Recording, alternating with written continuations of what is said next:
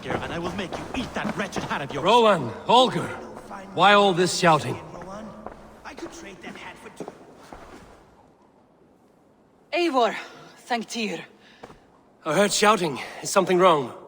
Holger robbed me, and I demand he be punished. Ha! Rot disappointed word. Does the deer rub the stream when she takes a drink? Does a cow rub a field when he crops on sweet grass? Eivor, this matter requires sensitive judgment. Will you?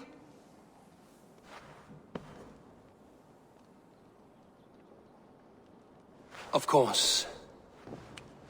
From the beginning, please. Well now, there is no excuse too small, I see. Nothing to keep you from coveting that seat, is there? In Sigurd's absence, who has better claim to oversee these disputes? You might leave them to work it out for themselves, but that would mean letting go, would it not?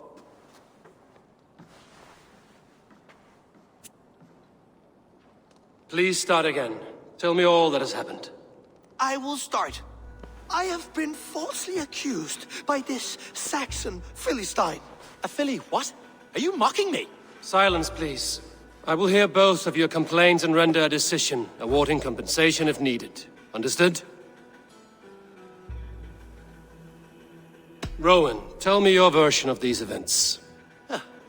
As you are aware, Holger and I are neighbors. Near enough that I often catch him at my stables, stealing my tools. Borrowing. Holger, let him speak. Stealing, borrowing. My point being, I have always allowed him to use whatever he pleased. I greatly admire your Norse generosity and had hoped to match it. But this morning, Holger stretched the limits of my grace. Entering my stables for their feed, I found my most beautiful, gentle mare stripped of her tail. Bereft, not a strand in sight. I am ashamed to say my natural suspicion drew me to Holger, and how right I was. For when I peered across the lane, there he was, gripping a horsetail brush slathered with indigo, dragging it across a sheet of... Painting, Rowan. I was painting. You make it sound so crude. You see? Such willful arrogance. It will take ages for Ilgafur's tail to reach its former length. I demand compensation. I understand. Thank you, Rowan. Holger, let me hear your side. Eivor, you have known me as a skald for years. You have seen how my poems bring life and joy and wisdom to our people. And you know that my work requires a certain, let us say, freedom. To make use of rare resources to compose my verses.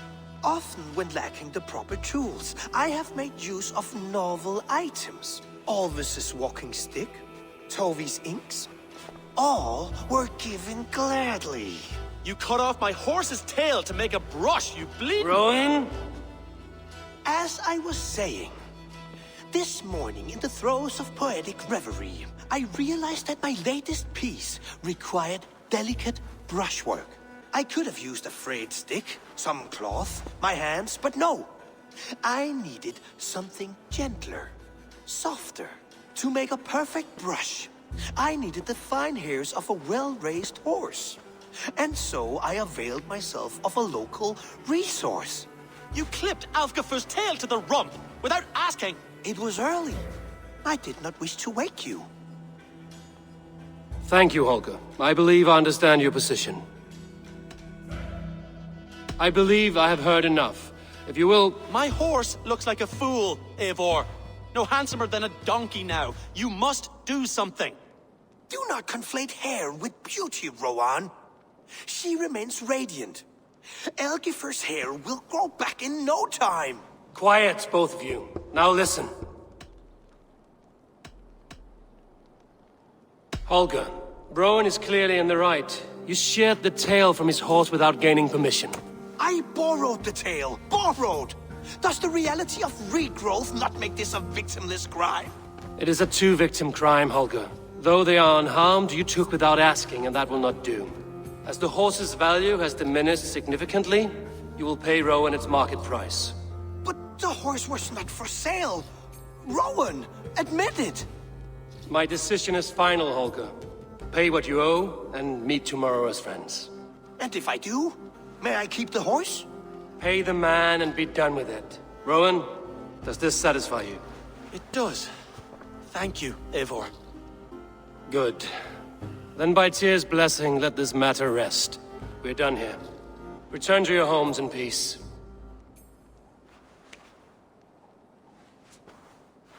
Would you allow me to pay you with a vibrant painting?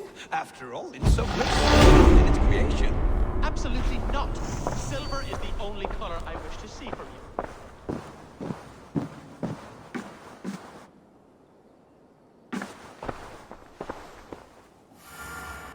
Oh, hello, Eivor. Good day. That Holger, he is quite a character. I almost envy him. To see the world through such a muddy glass and live with such petty concerns. He hasn't a care in the world. Let's not walk too far with that idea. I need you right where you are. East Anglia is with us. Their King Oswald has pledged his loyalty to us. Eivor Kingmaker, we shall call you soon.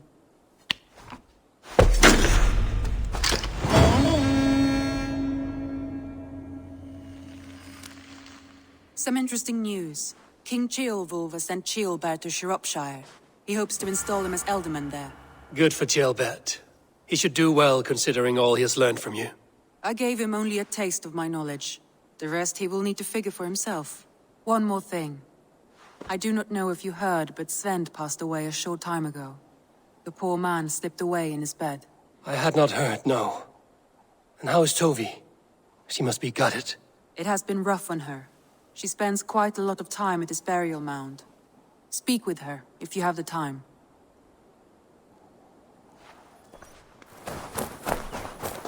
I don't know how to draw without your hand to guide me. Tovi, Eivor, it's Sven. He passed while I was away. Tovi, I'm sorry I wasn't there. No one was. We had planned to brand Tekla's barrels that morning, and we talked about what we might have for supper. And when I went to collect him, he was in his bed. Sleeping, I thought. But he was already gone. I'm sure he went in peace. But he went with plans. Things he wanted to do, things he meant to do. His death was so empty. Not like in our stories.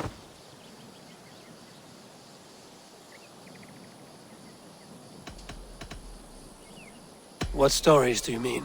When we tell stories, the old and wise, they have this calm about them. They know when their end has come and they are ready. Sven wasn't ready. And I wasn't ready either. He was supposed to teach me things. I'm still learning. Everyone looks at me like I will simply carry on his work. As if nothing happened. Because they don't know.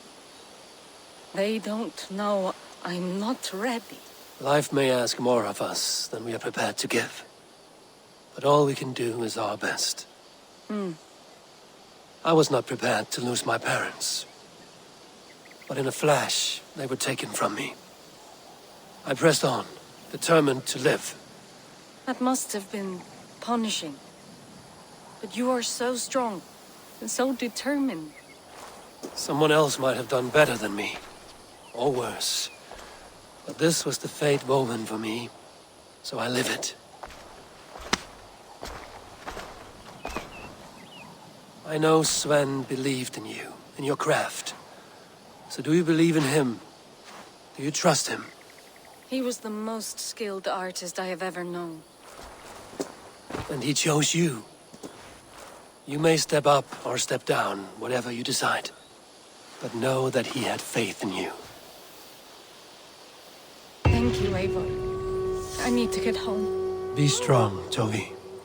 And know you are valued.